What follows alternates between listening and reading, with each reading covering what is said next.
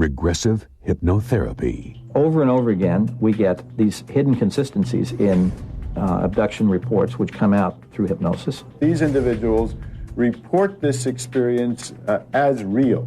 It is not dream, it is not fantasy, it is not delusion. Abductee accounts revealed under hypnosis are shocking in their consistency. And this is when I saw the spotlight then was doing this like a beam. Once the beam of light hit me, I was paralyzed. And at that moment, that's when I was on the craft. They were about 3 feet tall. Maybe this high. Their skin looked like it was made of marshmallow. White, pale color. And they had real big eyes. Large, dark eyes. While most abductees speak of being taken by the often described gray alien depicted here, others report insect-like characteristics in some of their captors. There's one being in particular that I always recognize, and he's not a gray. He's taller, he's thinner, he's got a bigger head, he's got bigger eyes. His limbs are very praying mantis-like. There have even been sightings of extraterrestrials that seem to be alien-human hybrids.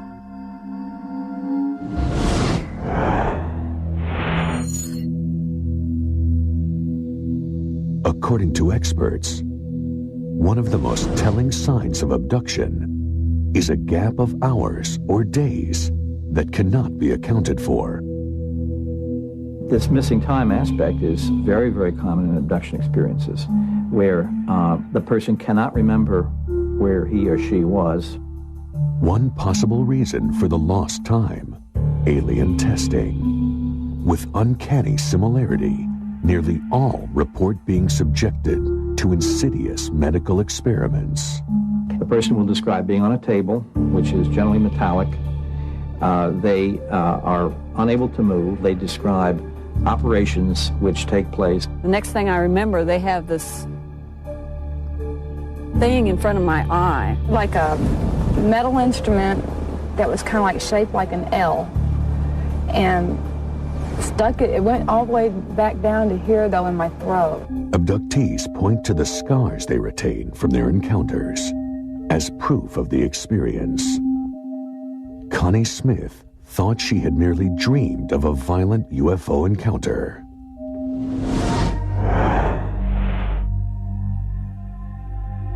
I just woke up in the morning and I did have that groggy feeling that, you know, that like I've been up all night, yet I got 8 hours sleep. And I sat down on the couch and I looked down and I had a mark just above my knee, and there was no pain to it. You could poke and poke at it and there was no pain. And then I had a little scab in my belly button with a little pinhole puncture mark in the middle. Her suspicions deepened when her daughter reported a similar experience. She had the same huge bruise, which was not painful to her. And I asked if I could see her belly button, and I checked, and she had the same thing as I did. Jesse Long says he has been abducted repeatedly since his first close encounter at the age of 4. After being subjected to a battery of experiments, he was returned home with a similar telltale scar. My mother remembers me pointing out that I had a scar on my leg. She said it never bled. Under the skin, Jesse detected a solid object. It was in my leg for 34 years, and I finally decided to have it removed. And this is what they took out. Tests on the object determined its composition to be silicone and trace metals. Jesse believes it is a tracking device. Brian Koski also says he is the victim of multiple abductions.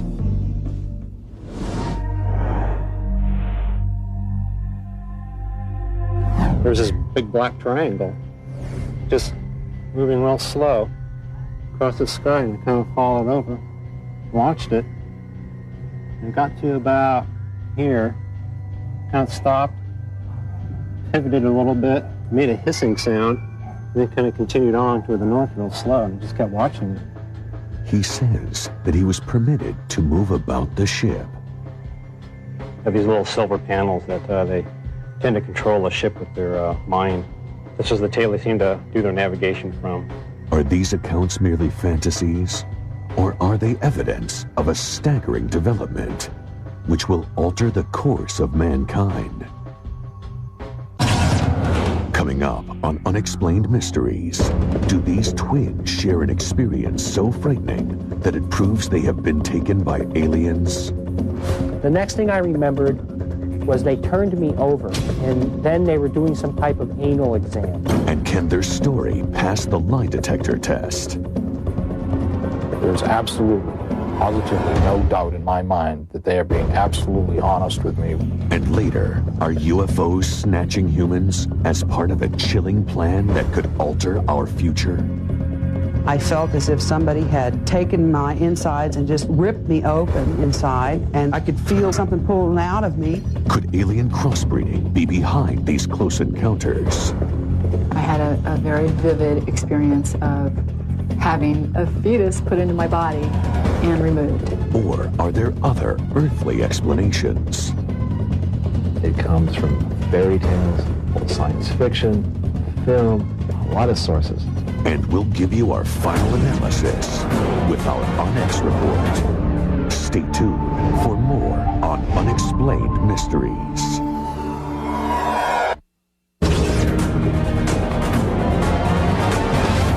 Unexplained Mysteries, Taken, the Abduction Phenomena. One individual story about being taken may be hard to believe. But what about mass abductions? Groups of people all seized at once, recalling the same chilling event.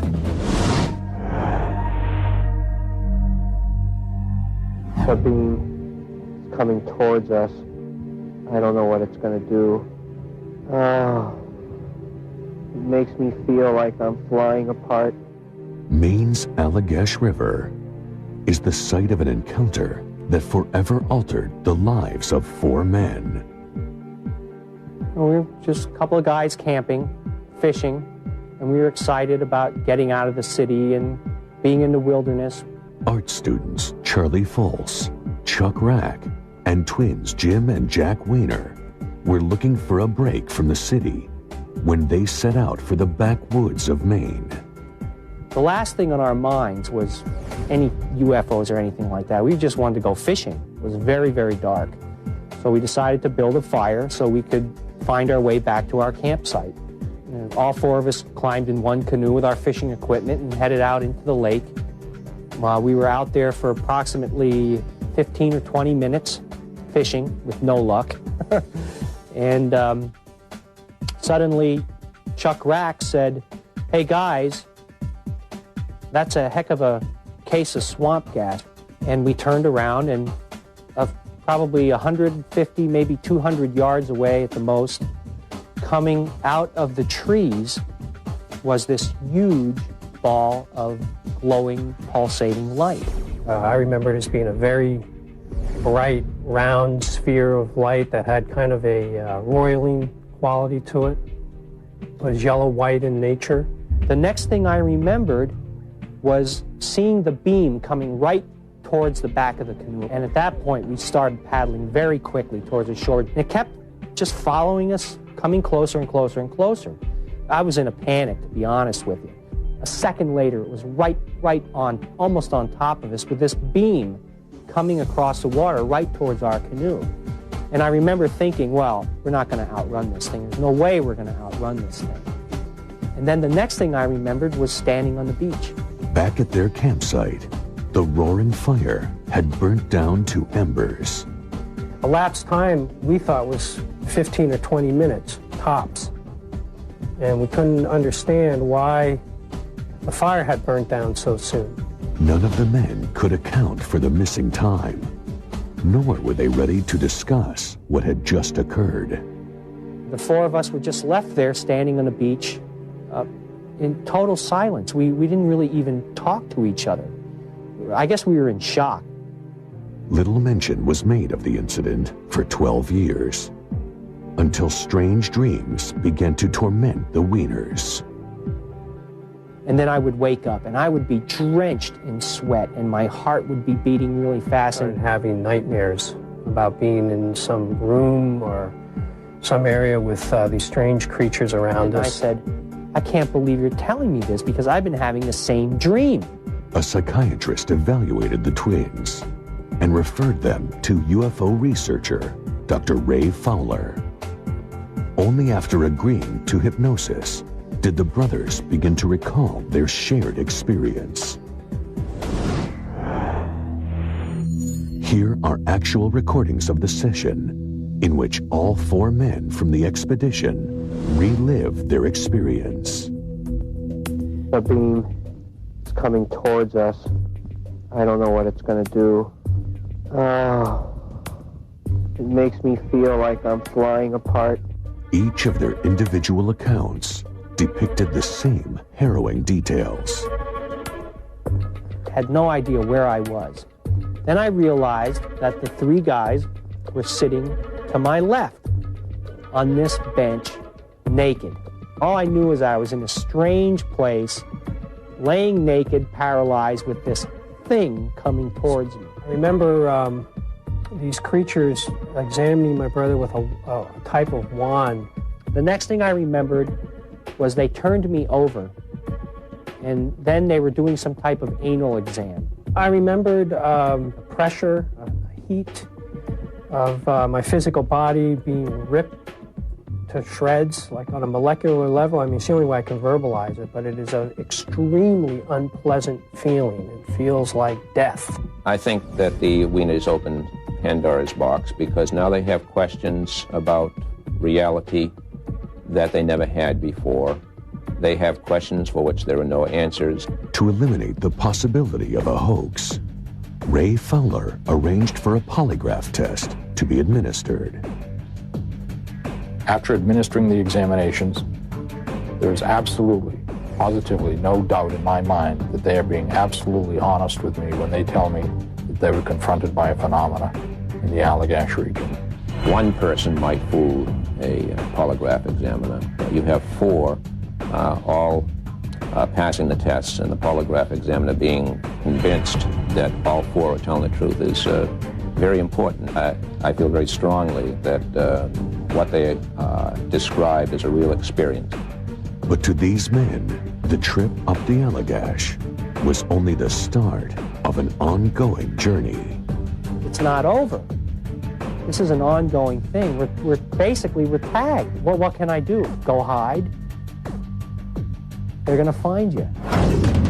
Next up, if extraterrestrials are abducting humans, what is their alien agenda?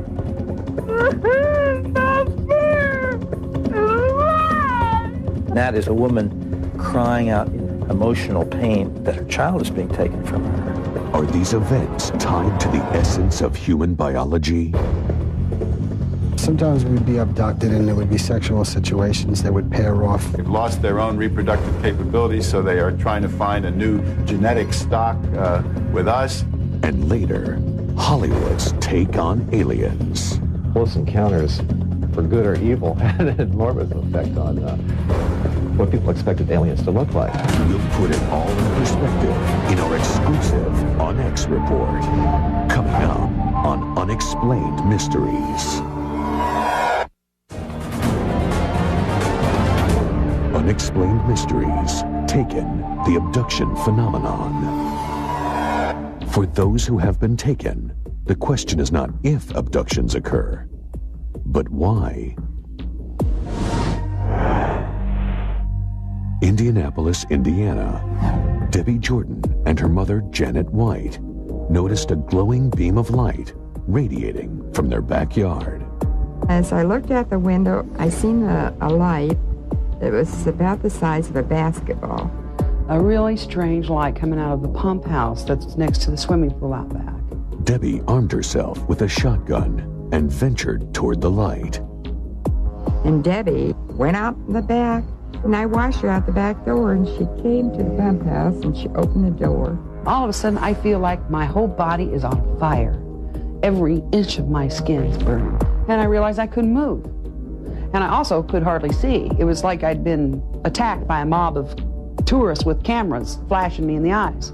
Neither woman could immediately recall what happened next. Later we figured out I was gone in like an hour and a half, and I only remember like 10 minutes.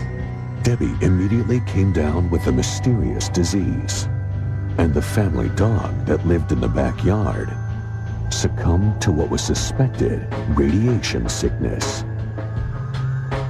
These clues and the neighbor's identical account of the blinding light drew the attention of UFO researcher Bud Hopkins. There was more evidence supporting this abduction than any so far investigated. Hopkins first studied the ground where the incident took place. This is what happened to that nice, rich, loamy, black-brown soil that the backyard in Indiana had. It was turned sort of gray and hard as a rock. Hopkins persuaded Debbie to submit to hypnotherapy. Something's not right.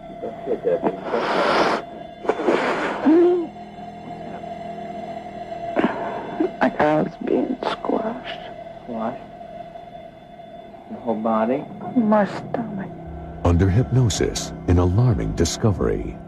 Debbie Jordan had been pregnant at the time of the incident, but lost the baby.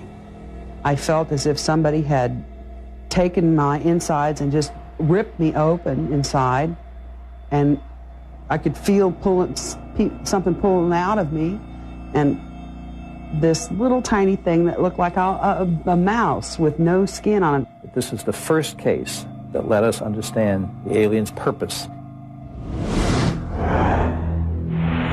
Hopkins' theory that alien abduction phenomenon is related to a need to genetically manipulate the human species.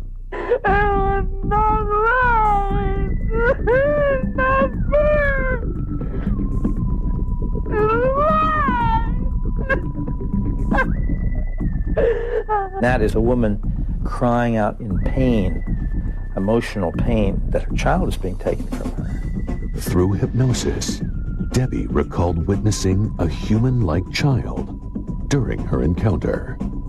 She had tufts of white cottony hair sticking out of her head all over, really large eyes, but human, blue. When I thought, oh, I'd love to hug you, I asked if I could take her home with me, and he told me no, she could survive with me. I assumed they were telling me that I was this child's mother. Debbie says her abductions continued for years afterward, halting only after her hysterectomy. But now, her legacy of abduction has been passed to her 2 children. I don't expect people to believe any of the stuff that me or any of my family members tell them. Believe me, if I hadn't seen some of this stuff with my own eyes, there's no way I would have believed any of it. Next, is an alien sexual agenda behind the abduction phenomenon? It could be other people's wives, other people's husbands. I've experienced certain things like that. I was with an alien that wasn't totally at will. It's hard to explain. Hear one woman's account of carrying an alien baby. I had a very vivid experience of having a fetus put into my body and removed. It's ridiculously hard for me to talk about. And later, Hollywood's controversial role in producing the abduction phenomenon. Close encounters, for good or evil, had an enormous effect on what people expected aliens to look like. And you'll see the ultimate roundup of the facts. Our UNX report, coming up on Unexplained Mysteries. Unexplained Mysteries, Taken, the abduction phenomenon. They are close encounters of the most intimate variety. As reports of abductions continue to rise, so too does another alarming trend: the aggressive sexual nature of many recent abductions. Saugerties, New York. James LaFonte and Friends began seeking refuge from the city on regular weekend trips to the woodlands of the upstate region. I first met James in '87, and a few friends of us, we all went upstate to the trailer just to have a nice weekend and enjoy ourselves and have fun. Going up weekly almost became an addiction. It was for enjoyment, but it was almost like we were being called back. As with many abduction reports, the first sign of an unusual occurrence was the shared sense of lost time. James LaFonte contacted me because of certain fragmented memories. He'd been with a group of friends, and they knew something had happened. There was a time lapse. Hopkins uncovered a common trait among the group: memories of alien contact in childhood. Ever since I was a child, I used to wake up and I used to see white light and shadowy figures moving around my bed, and I would get scared. When I was younger, I remember like an alien looking through the window, being watched, a feeling of being watched all the time. Through hypnotherapy, Hopkins yielded shared traumatic memories. It turns out week by week, we were all being abducted as a group. It's like on a table. They have big eyes, and skin looks remolded. I gotta get out of here. But the detail and scope of these repressed memories exposed an incident of group abduction beyond any on record. I remember seeing these bright lights almost in every window, and there's domes on top of the trailer. And everything was glowing, and we just become basically paralyzed. During the abduction, we would walk down this dark road in a trance state. And we'd be walking to the craft, which was always in the same spot in this pit area. The Socrates group recalled forced medical tests, and there seemed to be a disturbing focus to the experiments. Something was being worked on my genitals. I would see James across the room, and the same thing being done to him. I do know the sperm was removed. To some experts, the group's accounts expose an alien agenda of harvesting human genetic material. There's a very great interest on the part of the UFO occupants in human reproduction, sperm, ova, the DNA, but it has also included an interest in human sexuality itself. Sometimes we'd be abducted and there would be sexual situations that would pair off. It could be other people's wives, other people's husbands, different friends that we were with. According to LaFonte, the experimental pairings could also include alien participants. I've experienced certain things like that. I was with an alien that wasn't totally at will. It's hard to explain. To further cope with their trauma, members of the group sought counseling with a clinical psychologist. Generally, when I work with people using their imagination, there's a personalized stamp that people put into their imagery because it's being generated from a part of themselves. These abductees and their reports do not have this kind of personalized stamp, and I think it makes it even more credible. I lost plenty of jobs, I lost friends, I lost family, I lost a number of things, and it got to the point where I would, I was contemplating suicide in a sense because there was no escape. Is the disturbing account of the Socrates group a hint as to why aliens are seeking out humankind? If so, many believe that Kim Carlsberg represents the next piece of the puzzle. Kim Carlsberg was a successful professional photographer when an encounter experience changed the direction of her life. I came home, went to bed, I woke up, and I was not in my bed any longer. I was standing in what I thought was an elevator. I was paralyzed. Like so many prior abductee accounts, Kim recalls medical experiments happening around her. And there were these little short off-white beings, naked guys with big black eyes doing things to these people on these tables. And I didn't know if I was going to live through the night. I really thought that these people might be dead, and I thought that I was going to be next. So I started screaming, and a taller alien that looked just like these guys walked up behind me and slapped me on the back of the neck and I started to pass out. Next thing I knew, I woke up. I was in a smaller room by myself on a table, and I'm completely disoriented. I don't know where I am. I don't know what's happened to me. In a series of semi-lucid flashes, Kim recalls the alien testing. I had an experience where they put a metal rod to my tailbone, and they take skin samples. I had something shoved up my nose. I felt this drug feeling come over my body, and I knew that I was going to be unconscious within a matter of seconds, and there wasn't anything that I could do about it. And I woke up back in my bed, and at that point, I thought that I had completely lost my mind. I knew I wasn't hallucinating, but it was the only logical explanation. And that encounter was not an isolated episode. She has had numerous subsequent abductions. One memory is particularly harrowing. I had a very vivid experience of having a fetus put into my body and removed. It's ridiculously hard for me to talk about. Is Kim's experience corroborating evidence to others' accounts of baby harvesting? If so, why would an advanced race need human babies? One theory holds that alien evolution may have stalled, requiring human DNA for future development.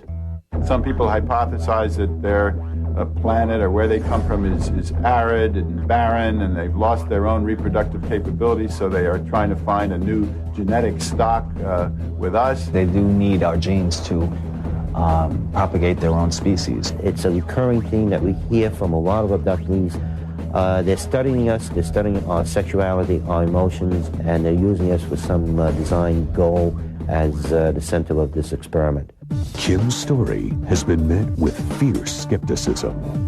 I know how crazy it sounds for a woman to say she's been implanted with an alien fetus. I'm an intelligent woman, I'm highly educated, I know how the world perceives it, but I'm sorry, it's the truth. To Kim and all abductees, the need for more research into the abduction phenomenon is urgent. Such study could either prove the reality of their claims or provide alternate answers for these troubling encounters.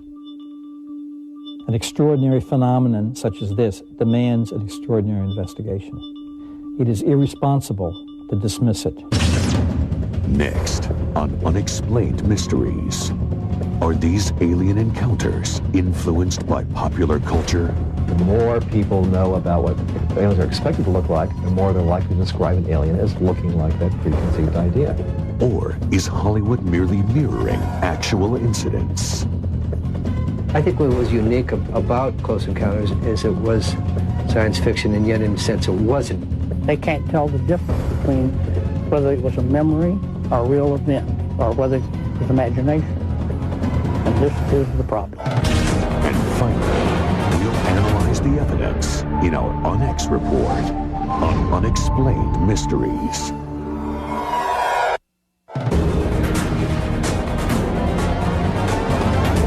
Unexplained Mysteries, Taken, the abduction phenomenon. With reported sightings and alien encounters growing each year, so too have the skeptical inquiries from non-believers. Notable among this group are a number of prominent psychologists who claim that the real root of the UFO phenomenon lies deep in the unconscious mind. It's what we call waking dreams. When people start to fall asleep, on many occasions, they have a peculiar mixture of reality and fantasy or dreams.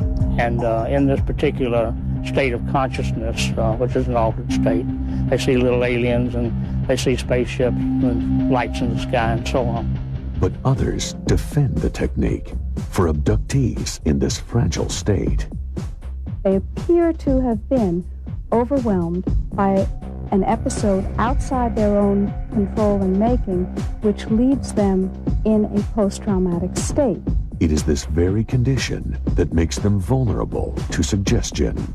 They can't tell the difference between whether it was a memory or a real event. or whether it's imagination. And this is the problem.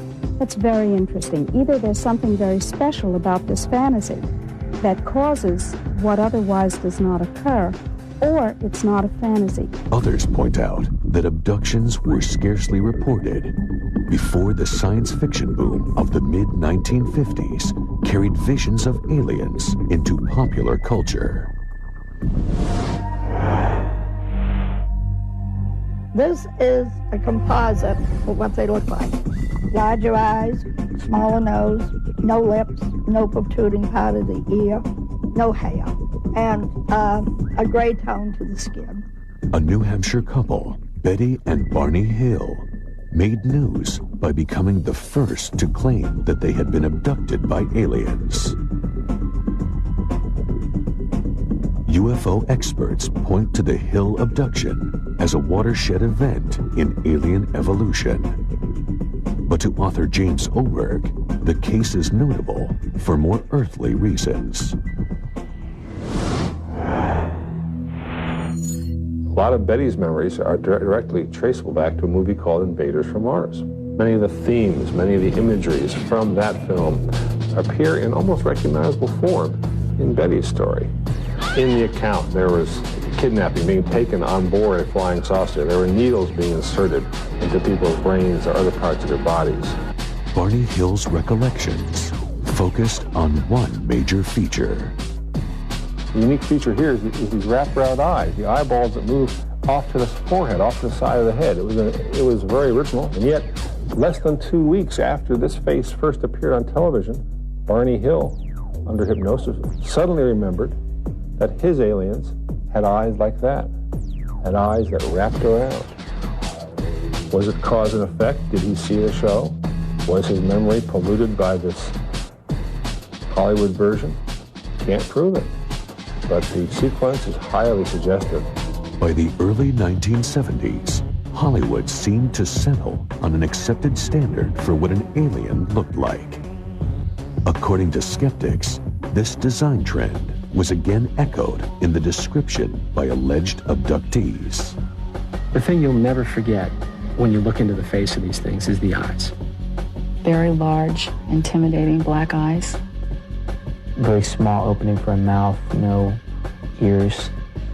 Tremendous head, very thin body, long arms. Yet, science fiction archivist Ron Miller traces images back much further. It comes from fairy tales, science fiction, film, a lot of sources. They go back decades, even a century or more. One of the earliest sort of realistic depictions of an alien I have from a book that was published in 1884. 90 years later, a Steven Spielberg film about alien contact cemented the image.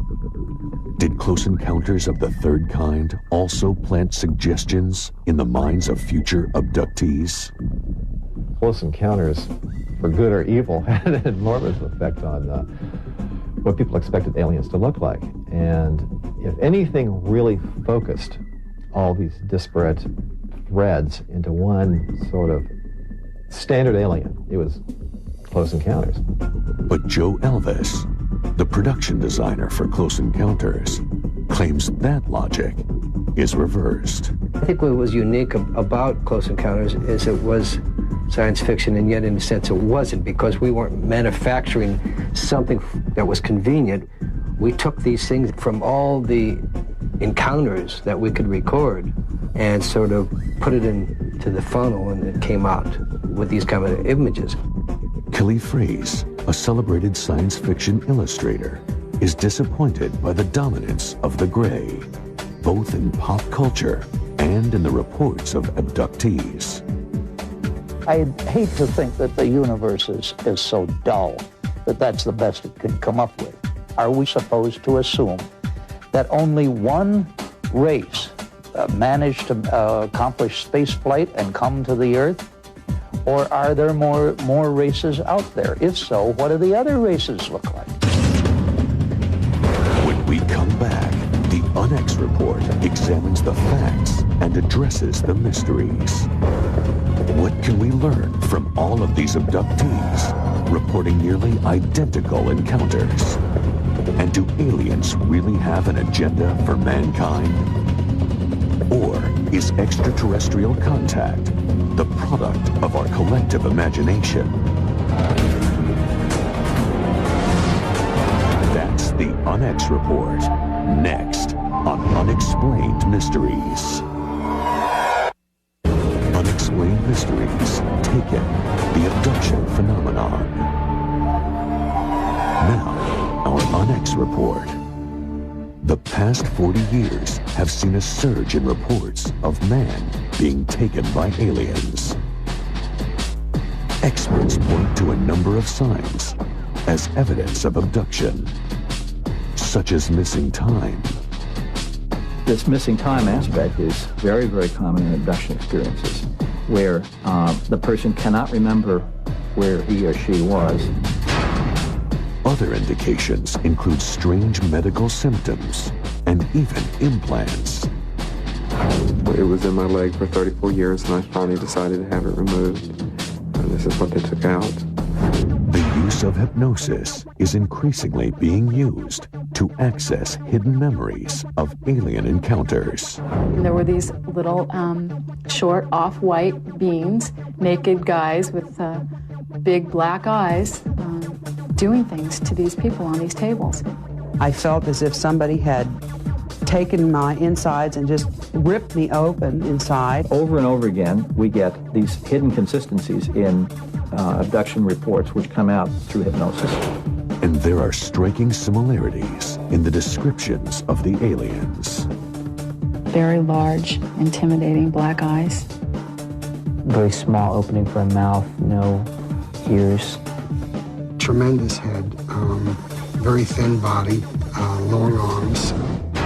Many encounters now seem to reveal that an alien breeding agenda may be behind many abductions. There's a very great interest on the part of the UFO occupants in human reproduction. They do need our genes to propagate their own species. I had a very vivid experience of having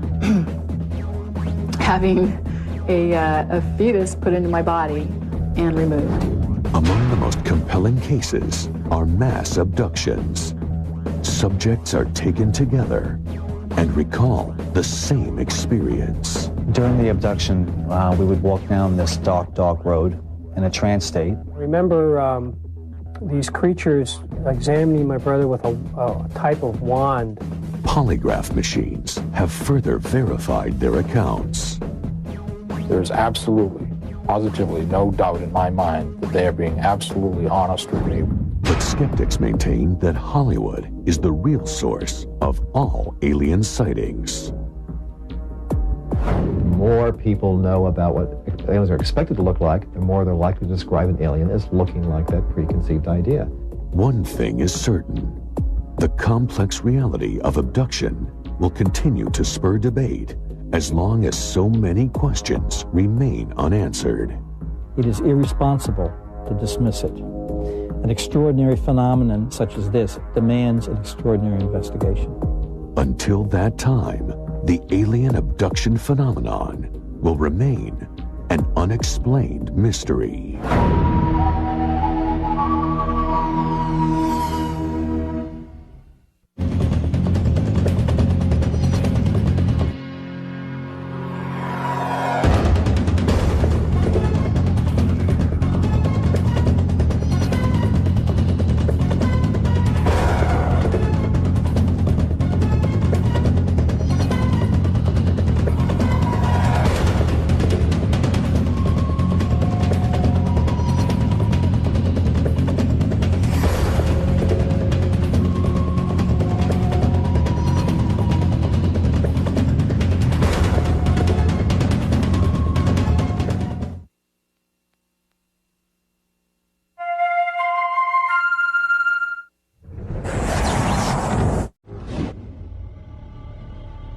Are we alone?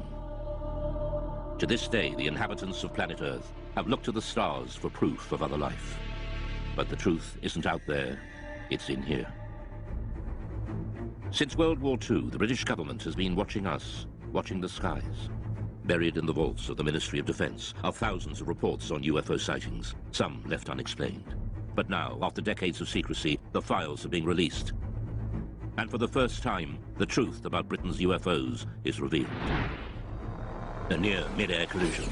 I can't speculate on what it was, I really can't. I mean, I don't know to this day what it was. A World War II bomber's close encounter. I don't talk about it too much to people, only close friends. An unidentified object caught on radar. And new evidence on one of the most celebrated UFO cases, the Welsh Roswell. If it could be shown that any UFOs were extraterrestrial in origin, people's entire belief system would fundamentally change. Strange, unexplained stories that leave many wondering if there really is life out there.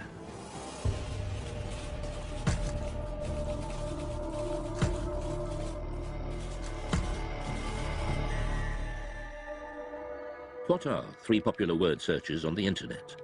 Perhaps the first two are no surprise. UFOs have an incredible hold on the popular imagination, but few myths have involved government investigations, surveillance, and cover-ups. UFOs have. One person who knows just how seriously UFO sightings have been taken by the British authorities is ex-MOD operative Nick Pope. From 1952 onwards, it was decided that there really needed to be a small unit set up permanently to research and investigate the UFO phenomenon. And really from the 50s right up until 2009, the Ministry of Defense did have a small project looking at the UFO mystery. Pope and the UFO desk in the 90s, helping add to the thousands of files the ministry had gathered for decades. Now that they're being released from the vaults, key UFO eyewitnesses give their side of the stories. And UFO experts, skeptics and believers interrogate just what the MOD was keeping secret.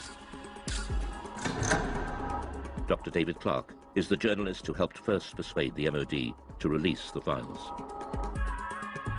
If you look in the files, there are thousands of unusual things in the sky from right across the British Isles. There's absolutely no doubt that people see things in the sky that they can't identify. They always have done.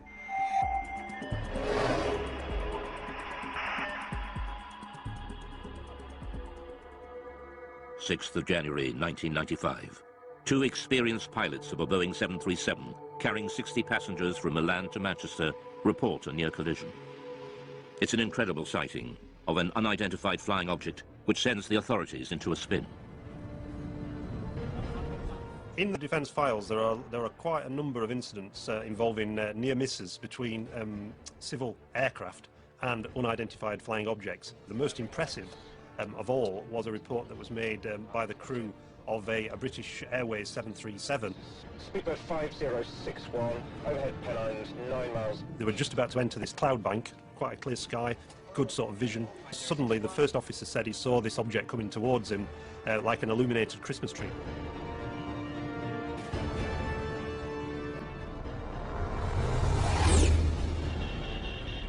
What the hell? It was so low in its approach and so close that he automatically ducked, thinking there was going to be a collision. This thing just zoomed past, and immediately he turned to the captain and said, "Did you see that?" The captain said, "Yeah, I saw it as well." Immediately the pilots radioed into Manchester Control Tower. There's a lot of concern amongst air crews about what damage could be done to the reputation if they became known as, the crew that see flying saucers. So it was interesting in this case that despite that, these two air crew decided that when they landed they were going to file an official air miss report. So that would then trigger a full detailed investigation by the Civil Aviation Authority, which is exactly what happened. For the first time, the MOD files show how this extraordinary incident sparked a full-scale investigation conducted by aircraft near-miss investigator Anthony Booth. Well, it was unusual for a start because it was the only one in my memory in 7 years of working in that particular department that I'd actually dealt with something like this. We could talk to the pilots, both the pilots. We would go through looking at radar recordings, RT transcript recordings of the voices of the pilots, recordings of what Manchester Air Traffic Control had to say. We just looked at anything that might shed some light on what this object might have been. The pilots now refuse to talk publicly about the near crash, but the MOD files recall what they told Anthony Booth at the time. My attention was initially focused on the glare shield in front of me, but I was diverted by something in my peripheral vision. The object had a number of small white lights, rather like a Christmas tree. The high speed of the object, although unable to estimate its distance, it was very close. There's a transcript of the conversation between the captain of the 737 and ground control. This is Speedbird 5061. We just had something go down the right-hand side, just above us, very fast. And Manchester immediately come back and say, well, there's nothing seen on radar. Was it an aircraft? Well, it had lights. It went down the starboard side very quickly. Manchester say, and just above you? Just slightly above us, yes. Manchester then advise them to keep an eye out for anything, but they can't see anything at all. It must have been very fast. It went down very quickly after it passed you, I think. Okay, well, there you go. The Manchester control tower could not find any radar signal. To radar expert Doug Robb, this is extraordinary. It says the likelihood of such activity escaping detection is remote, as the area is well served by several radars, and any movement at the levels in question would almost certainly have generated a radar response. Nothing was seen. So what was it that avoided radar detection? The MOD files show that the investigators and pilots considered all the possibilities. It was a hang glider. At night, he's suicidal. Hang glider would not be picked up by normal radar, no. Comet? No, I don't think so. A meteor could be detected on re-entry if the radar was looking exactly in the right direction as that piece of debris went past at some speed. Military? Maybe, but I didn't recognise it. But we're near a major airport. It would have shown up on the radar response. Spy plane? I don't think so. Didn't look like a stealth. Stealth aircraft would not be picked up by normal radars. If a spy plane is being kept secret, it's not going to be flying where people can see it. And certainly nowhere near airliners. UFO? That'd be daft. I don't know. These pilots are not lying. They did have an unusual experience, which to them remains baffling. The files show the investigation seriously analysed the possibility of military activity. But they found no evidence from any official source. It seems most unlikely that such a flight would have been conducted so close to a busy international airport. So what was it? We revealed the conclusion, locked away in the MOD vaults since 1995, reached by Anthony Booth's investigation. Most of the incidents that we looked at, we could arrive at some conclusion, definite conclusion. But in this case, we couldn't really. We had to come up with an assessment of cause and risk. Both the risk and the cause were unassessable. Degree of risk, unassessable.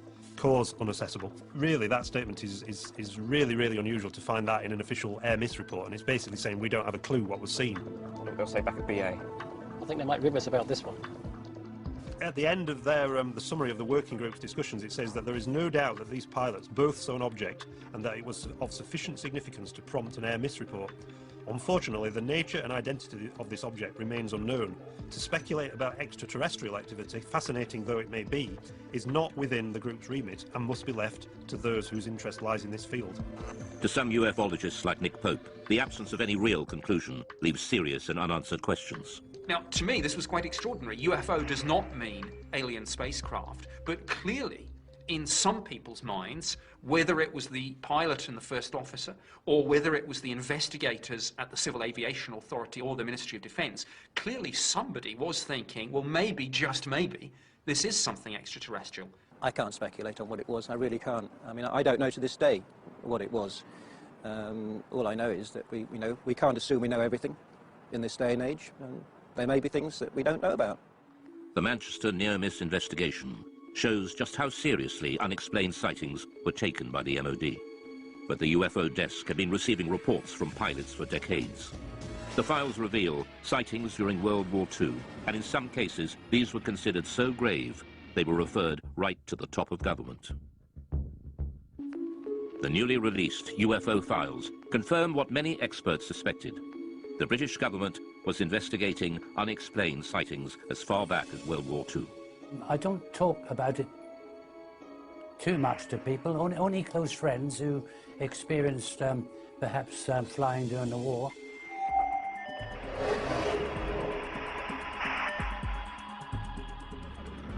Spring 1944. Britain was engaged in heavy bombing raids over Germany. Rumours of strange, unidentified missiles were getting through to top command. Considered a threat to public morale, the MOD files reveal that the order to keep them secret came right from the top. Sightings, such as the one seen by gunner Bernard Dye. Now I have here a personal wartime diary. I'll read you an entry which I wrote on the 26th of April. Operation Essen. 300 aircraft raided Essen. Dye then recorded the most extraordinary sight.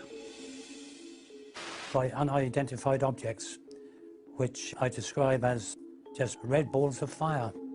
This is the first time Bernard Dye has spoken on television about what happened that night. We left the target area and we were heading back towards Mildenhall, our base. We were heading across France. Everything appeared to be peaceful. Suddenly I saw 3 balls of fire coming up from below and reported this to our pilot, Arthur Horton, on the intercom. A few seconds afterwards, the rear gunner, Brian Harper, he observed 2 more red balls of fire. Immediately, Arthur was a bit perturbed, and were they fighters? No, not fighters, Arthur, just balls of fire coming towards us. I said to Arthur, now, evasive action, corkscrew, starboard, go, go, go.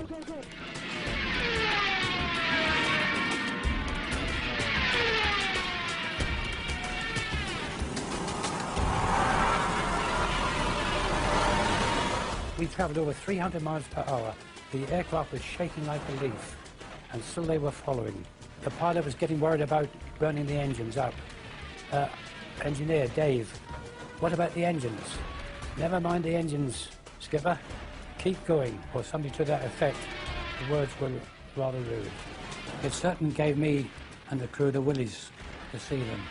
After a short distance, these 5 red objects, they just got slower, and the red lights disappeared into the blackness below, and we got safely home. Well, when we got back to Mildenhall, our base, you know, each crew was interrogated by intelligence officers, and they just laughed at us. And this upset the pilot, and, you know, he said, you wouldn't bloody well have been laughing if you'd have been sitting with us in the aircraft. What did Gunner Bernard Dye think they were? Didn't know what to think, but I thought they were just a new weapon that the Germans had invented. Bernard Dye was not alone. Other World War II aircrew had also reported unexplained sightings, and we now know that at least one of these reports was suppressed, and the order to do so came right from the top. Wartime Prime Minister Winston Churchill was so terrified the report would leak out, he ordered a 50-year blackout. Mr. Churchill declared that the UFO incident should be immediately classified for at least 50 years, and its status reviewed by a future Prime Minister. Churchill's order referred specifically to a late World War II sighting made by a British aircrew returning from a reconnaissance mission over Germany. The files record, My grandfather was present during a debate about an unexpected incident experienced by an RAF bomber crew. The MOD files show that the story originates from the grandson of Churchill's bodyguard, who had been present at an urgent meeting between the Prime Minister and the US commander of the Allied forces, General Eisenhower, who discussed the incident together. He was writing in to see if the ministry could confirm this story, that this guy who was the bodyguard was present at a discussion between Winston Churchill and Eisenhower about a mysterious incident when the crew of a Royal Air Force reconnaissance aircraft had seen this metallic object that had appeared by the side of their aircraft, and it followed the aircraft, and it behaved in a way that was completely unexplainable in terms of it being, you know, a German aircraft or any other sort of Nazi flying machine that they were aware of. A leading aircraft expert was also at the meeting. He dismissed any possibility that it could be a missile, since a missile could not suddenly match its speed with a slower aircraft and then accelerate again. Churchill was determined this would go no further. Another person at the meeting raised the possibility of an unidentified flying object, at which point Mr. Churchill declared that the incident should be immediately classified. But the file goes further. One extraordinary line explains just how fearful Churchill was of public reaction to this UFO sighting, if it ever got out. This event should be immediately classified, since it would create mass panic amongst the general population and destroy one's belief in the church. But the files also reveal that this wasn't the first time Churchill had got embroiled in UFO sightings. In October 1912, there was sightings of mysterious lights in the sky over the dockyards at Sheerness in Essex. Winston Churchill was the First Lord of the Admiralty, and he had to look into this, and Churchill had to admit in Parliament that he couldn't explain what had been seen. The files show that even after the war, Churchill took a personal interest in unexplained sightings. In the aftermath of the sightings in Washington, D.C. in 1952, that made all the news headlines, Winston Churchill again became interested and sent the memo to the Secretary of State for Air. What does all this stuff about flying saucers amount to? What can it mean? What is the truth? Let me have a report at your convenience. Until now, gunner Bernard Dye never knew there were other World War II sightings that Churchill wanted kept secret at such a critical time in the war. We showed him the newly released MOD file on Churchill.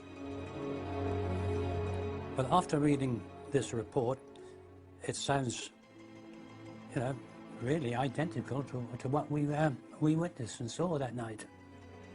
I haven't heard of this before, but it doesn't surprise me that he was told about it, because things happened during the war years, and there were other objects obviously appeared.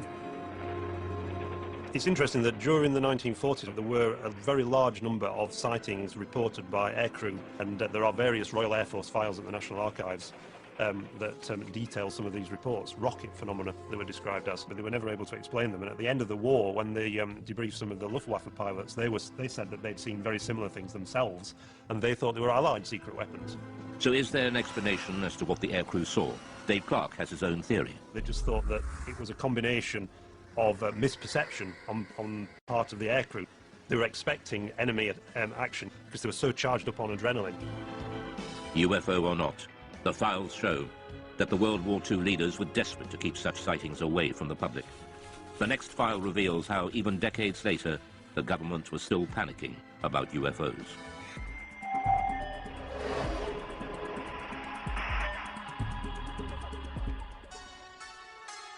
Many UFO experts believe that the Pitlochry file illustrates one of the most significant UFO conspiracies of recent times. It involves photographs of an unidentified object captured flying over a remote Scottish valley. The photos were sent to the MOD, but mysteriously went missing. Journalist Mark Pilkington has spent years trying to track down these UFO images. The Pitlochry photographs in the MOD files date back to the 4th of August 1990, when two witnesses on the A9 near Calvine, near Pitlochry, allegedly saw a large diamond-shaped craft hovering in the air for about 10 minutes and took 6 photographs of it. And the object that they claimed to have seen was accompanied by 2 aircraft, which the MOD later identified as Harriers. The photographer has never been identified. He sent the 6 photographs to the Scottish Daily Record newspaper. The paper never ran the story. Instead, they referred them to the MOD for investigation. The Ministry of Defence took their own copies of the photographs, which have since disappeared. They, according to the files, sent the original negatives back to the Scottish Daily Record, which inexplicably never ran a story on the subject and never published the photographs, and presumably returned them to the 2 men whose names have been removed from the file, so we can't ask the 2 men. So mystery piled upon mystery. All that remains in the files is a photocopy of the alleged photographs. Ufologists later mocked up this photo of what was seen. But Nick Pope dealt with the original photos and file when he worked behind the MOD desk. Both the Defence Intelligence Staff and the Joint Air Reconnaissance Intelligence Centre analysed this very carefully, and the consensus was clear on this. This was a real object. It was maybe 25, 30 metres in diameter. I sat down with my opposite number from the Defence Intelligence Staff at a briefing about UFOs. We discussed this photograph extensively. This was something that was of defence interest, because clearly it could do something that we couldn't, and we wanted that technology. The MOD was determined to play down the incident. There's an interesting briefing by the Ministry of Defence press office on defensive lines to take if these photographs made it into the newspapers, and they were asked questions about this. And there's a list that basically says that we have looked at the photographs and no definitive conclusions have been reached regarding the large diamond-shaped object. And if they were pressed by the media, they were told to say all sighting reports received by the Ministry are referred to the staff in the departments which are responsible for the air defence of the UK. During his time with the Ministry, Pope had a blown-up copy of the photograph on his office wall, until it was personally taken down by his superior. One suggestion was that this was a secret prototype American spy plane. My head of division convinced himself that this probably was some secret aircraft or drone, and he ordered that this be removed. We know from the files that there was a lot of internal discussion about, were the Americans flying this incredible spy plane, and if so, why had they not asked for permission, for this thing to fly through British airspace? Journalist Mark Pilkington believes that events at the time could well have influenced what people thought they had seen. This was just 2 days after the first Gulf War had broken out, and there were certainly great deployments of aircraft towards the Middle East, and the UK was a kind of sort of stop-off point and a sort of launch pad for a lot of those aircraft. The MOD were clearly worried about public reaction, just as Churchill had been 4 decades earlier. So was there a cover-up by the MOD over the mysterious Pitlochry photographs? There's a possibility that the Ministry of Defence destroyed these images, possibly because they thought that they were some American spy plane that they'd rather we didn't know about, or maybe if this thing genuinely remained unexplained, because we simply didn't want the embarrassment of saying that there might be things in our airspace with speeds and manoeuvres that exceed everything that we've got, and yet which remain unexplained. However, all we're basing this on, we should make clear, is a very grainy, fuzzy black and white image that, for all I know, could have been drawn by a child with crayons. Mark Pilkington is still looking for the real Pitlochry photographs to find out just what did put Britain's defences to the test. But 6 years later, on Britain's east coast, another UFO sighting sparks off a full-scale military investigation and a direct challenge to the Secretary of State for Defence. In 1996, the Ministry of Defence was drawn into a serious breach of UK defences by a UFO over East Anglia. MOD files reveal it not only involved the police, Coast Guard and RAF, but a call to the Defence Secretary to scramble jet fighters. I'm very concerned about an incident that occurred off the East Anglian coast recently involving a visual unidentified flying craft sighting that was correlated by various different military radar systems. Why weren't our jets scrambled? It was one of the biggest UFO scares ever. And it all started one quiet October night on the East Coast.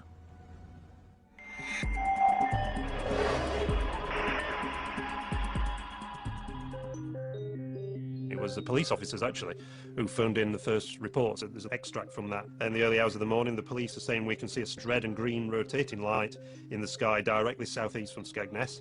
It looks to be high in the sky directly over the Wash. The patrol officers reported the sighting to the station sergeant. I immediately phoned it through to the Skegness control room, who relayed it onto Great Yarmouth Coast Guard Maritime Rescue, suspecting it might be an incident over the sea. We had a report at about 3:15 local time from Skegness Police, and they could actually see this light in a southeasterly direction. We were uncertain of what it was at the time, and we immediately made a report to the local air defence radars to see if they could see anything. The call went through to RAF Neatishead, the most important air defence centre in southern England. Trying-to-be radar has a contact bearing at 221 degrees at... They noticed that on one of the radars, a blip that they couldn't identify, that wasn't an aircraft. Could the mysterious radar blip and the strange lights seen by the police be the same thing? Panic calls from the public started to come in. No, I don't think they're invading. The call was put out to shipping to keep a lookout for unidentified lights. Then a tanker came back. We're seeing a group of lights above the Wash. The vessel at sea was the Connor Coast, and she was in much this sort of area. At 3:50 a.m., Patrol Officer P.C. Leyland rushed onto the police station roof to video the strange lights and managed to capture 5 minutes of footage, now showing a single stationary white light. News of the sighting spread quickly through the UFO grapevine. The transcript of the conversation between the Coast Guard and the police and the trawler crew was leaked to the local news, and it suddenly became this huge UFO incident that got to the attention of the local MP. The sighting gathered such momentum, even local Labour MP Martin Redmond got embroiled and started asking difficult questions. Martin Redmond said, look, you've got police officers seeing UFOs, you've got Royal Air Force officers tracking them on radar, and yet you don't even get the aircraft in the air to take a look at this thing. Here's a copy of the letter that Martin Redmond MP sent to the Right Honourable Michael Portillo, Secretary of State for Defence, and he says, I'm very concerned about an incident that occurred off the East Anglian coast recently involving a visual unidentified flying craft sighting which was correlated by various different military radar systems. While I'm interested in finding out what was seen, my primary concern stems from the absolute shambles that such an event seemed to cause. So he's really sort of having a go at the Ministry of Defence and saying, you know, why didn't you react to this? What are the RAF doing? So this really stung the RAF. The files reveal a picture of chaos. The letter sparked off an MOD investigation to explain the RAF's resistance. Doug Robb was operations manager on the night. We showed him the MOD findings. He wasn't surprised by the conclusions. This diagram is the radar plots over Boston on that night. And in summary, it shows that Claxby picked up the object, but it didn't move, and it was on land. And after investigation, it was decided that it was the church tower, the Boston Stump, as it's known. The files were certain this was the culprit. The church is known in aviation circles as the Boston Stump, and appears occasionally on some radars in certain radar propagation conditions. They said that this was a completely separate phenomenon to the bright stationary lights that had been seen by the police from Boston and Skegness and by the tanker crew. The report concluded there was no justification to order the scramble of RAF fighters, much to the chagrin of the local MP, Martin Redmond. You'd scramble for a high-speed incoming aircraft 200 miles away, but you're not going to scramble aircraft for a fixed object on land. I mean, what's the threat? If what the radar picked up was indeed a church, what then were the mysterious lights seen by the police and the tanker crew? The MOD scrutinized the police video footage. It suggests a distant celestial source. The MOD sent the footage onto the Royal Greenwich Observatory for analysis. Their report has been kept buried since 1996 in the MOD files. UFO and astronomy expert Ian Ridpath was shown their conclusions and the police video. If you look at the police video, you can see it's just a bright dot of light just sitting there, not appearing to do anything. So, to me, this shows that even the most impeccable witnesses can actually make what is really a basic mistake, which is just misidentifying bright celestial objects. Well, the most common culprit is the planet Venus. In fact, it's called the Queen of the UFOs, and this is because it's the brightest object in the night sky after the sun and the moon, which could have been what the police were seeing. He also believes there's an explanation for the colours of the lights. When the camera zooms in, very often the camera will completely lose focus, and you can actually see some odd shape to the light, which is actually the diaphragm of the camera. But this doesn't explain what the tanker crew observed. The MOD investigation found that they saw a light coming from a different direction to Venus. And they were baffled. These lights remain unexplained. But expert Ian Ridpath believes there is an answer. The object that the tanker saw to the north, I think, was another bright star called Vega, which is also just appearing to twinkle and flash multicolored lights. UFO expert and skeptic Dave Clark believes there is a reason why this escalated into such a major incident. This happened in 1996, which was the very height of the popularity of the X-Files series on TV. It was the biggest sort of year, the 1996-97, in terms of number of reports they received since 1978. So is this case closed for East Anglia? Or will more mystery emerge, just as it has, with one of Britain's most celebrated cases that refuses to go away, the Welsh Roswell?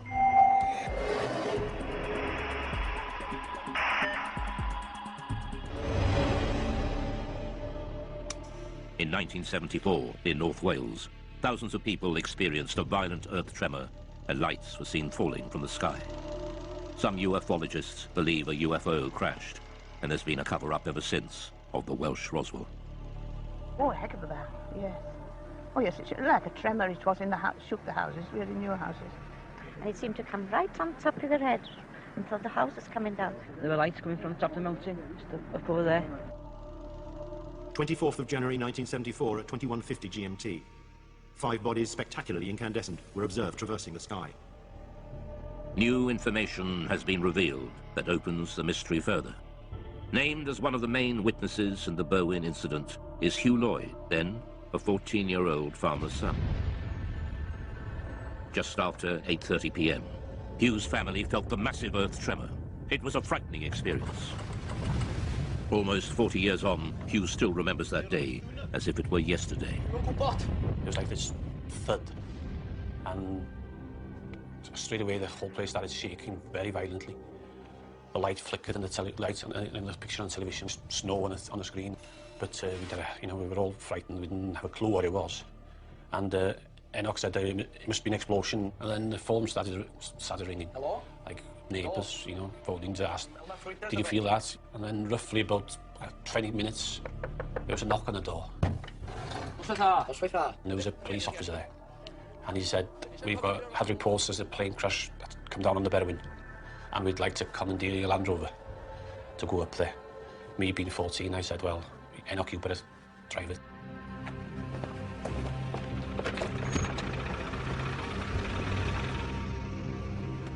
We carried on up the mountain about half a mile, maybe 3/4. We drove up the track and we stopped, got out and got torches, and it was very quiet and very dark, but, you know, nothing to be seen. How are we going with the torch? One of them said, there's nothing here. It's too quiet, we can't see anything. We might as well go down. So we turned back to the vehicles, and as we were approaching the vehicles, we saw this very bright white light. It's up the valley. Just behind those trees there, up to the left, in the valley between those two mountains. A very bright white light, you know, coming up from the ground, you know, pointing upwards. But it was, you know, very, very bright. I knew it was coming from the ground, but we couldn't actually see the source of the light because it was, you know, in the valley itself, being hidden. The light didn't look like a plane crash. It was too white for a fire. It didn't last for very long. 20 seconds at the most. They searched the mountainside, but there was no sign of a crash. So what was the light? Ufologist Andy Roberts has researched the Berwyn UFO for years. Although a skeptic, he admits there is a central mystery to the incident involving another key witness. At a village nearby called Llanderfel, there was a district nurse called Pat Evans. She felt the explosion there, and because she was a nurse and had all the medical equipment, thought, if a plane's crashed, I could get up there and give much-needed help until the emergency services arrived. Pat Evans was with her 2 teenage daughters, 4 miles from Hugh Lloyd when the earth tremor hit. So she picked up her 2 young daughters, got them in the car, drove the 10-15 minute drive up onto the B4391 road, expecting to see an aircraft crashed and in flames. This is the road that she was driving on, and it's a road that she knew very well, so she had no problems driving up here at night. And obviously she was out there looking for what she thought was going to be a plane disaster. And just as she came out from the other side of this copse of trees, she was absolutely astonished to see, far across the hills to the left, a huge ball of red, white, orange, pulsating light. Whatever the object was, it was too far from the road to be reached on foot. Pat and her daughters watched, astounded at the ball of light, slowly pulsating and changing colour. She described it as being half the size of the moon, and around this object were moving torch lights and vehicle lights. She realised that it clearly wasn't a crashed aircraft and that someone or some people were there attending to whatever it was, and realising that, she drove back home and went to bed, and to this day is completely mystified by what it was. So what did Pat Evans and Hugh Lloyd see that night? We reveal that even the arrival of the mysterious men in black couldn't provide all the answers. The unidentified sightings by Pat Evans and Hugh Lloyd in Berwyn, Wales in 1974 have gone down in UFO folklore. The recently released MOD files have added even more mystery. Researchers from the British Geological Survey were quickly dispatched to Berwyn to investigate an earth tremor that had registered 3.5 on the Richter scale. Immediately after the earthquake, we were getting a lot of reports, some of them rather complex ones about lights in the sky, lights on the hill. So I brought a small team of people down to ask the local people around here what they'd seen, what they'd heard, what they'd felt. The British Geological Survey team have become known in Berwyn legend as the Men in Black, as they were dressed in dark suits, official-looking, and were going door to door. Some people seem to think the whole event was rather suspicious, and that we, simple scientists from the Geological Survey, had something to do with suspicious events around here. Files containing Chris's notes recall his interview with nurse Pat Evans, who saw the unidentified light. I have here the notes that I made when I talked to Pat Evans. She felt the shaking, but also she was very concerned about lights that she saw in the sky. She thought there was a big red light, like a glowing red fire. This is a copy of one of the maps that we, with our team, used when we were going around the area talking to people, and we were able, therefore, to put on the map exactly where we got that interview from, and therefore exactly what that person saw, heard and felt. This British Geological Survey map, buried in the vaults, is a revelation. It shows the anomalous lights seen by Pat Evans and Hugh Lloyd both appeared in the same small area of hillside at the same time. Ufologist Andy Roberts returns to the same spot on the mountainside where Pat and her daughter saw the UFO. and where Pat Evans told her story to Andy Roberts in 1998. When I brought Pat Evans up onto this mountain road in 1998 and she told me her story then, I photographed her. And the photograph that I took showed her pointing to where she saw what she saw in 1974. And judging by this photograph, she was pointing over there, and which we know is where the police and farmers were searching that night. Pat Evans was on the Llangannock to Welshpool Road, which is just beyond the forestry there. So if she was there, she probably saw the same lights as we saw. You know, because it's dead in line. I'm sure, I'm nearly positive that's the same lights she saw. The recent files show the MOD's explanation for the sudden explosion and mysterious lights. Subsequent search of the hillsides in question revealed no sign of impact, however. The Meteorological Office considered that these sightings could have been occasioned by a bolide, that is to say a meteor which enters the Earth's atmosphere and burns up before reaching the ground. A private investigation done on behalf of the British Astronomical Society concluded, however, that the meteor may in fact have disintegrated over Manchester and that its appearance was preceded at 8:30 p.m. by an earth tremor in the Berwyn Mountains with which it has no connection. So they were saying again, these are two things that happened coincidentally on the same night. You've got a meteor burning up in the atmosphere and also you've got an earth tremor. So is this incredible coincidence, two separate natural phenomena, a meteor shower and an earthquake happening simultaneously, in itself a complete answer to the mystery? Many UFO believers think not. They believe the files fail to answer the big question, what was the source of light Pat Evans and Hugh Lloyd saw on the ground? So what Pat saw is an absolute mystery. I don't think it's a UFO for a minute, although it is an unidentified something. It appeared to be on the ground. If anything, it's an unidentified grounded object. But it's a mystery. So in and amongst all the hype about aliens and extraterrestrial crashing, in amongst the truth and the fact about earthquake and bolide meteors, what we have is a mysterious sighting of a stationary, large, glowing object on the ground for at least 10 minutes. So is this case closed for Berwyn? There are still many unanswered questions. The Berwyn Mountain incident is, I think in many people's minds, it's not case closed. Some people believe that the release of these files is itself disinformation and that the Ministry of Defence is still covering up some great secret truth about UFOs. The MOD has agreed to release all the UFO files over time. But will all the secrets be revealed? It seems that the public is not ready to give up believing just yet. For some people, UFOs are with us for a long time to come. Well, until the real ones show up.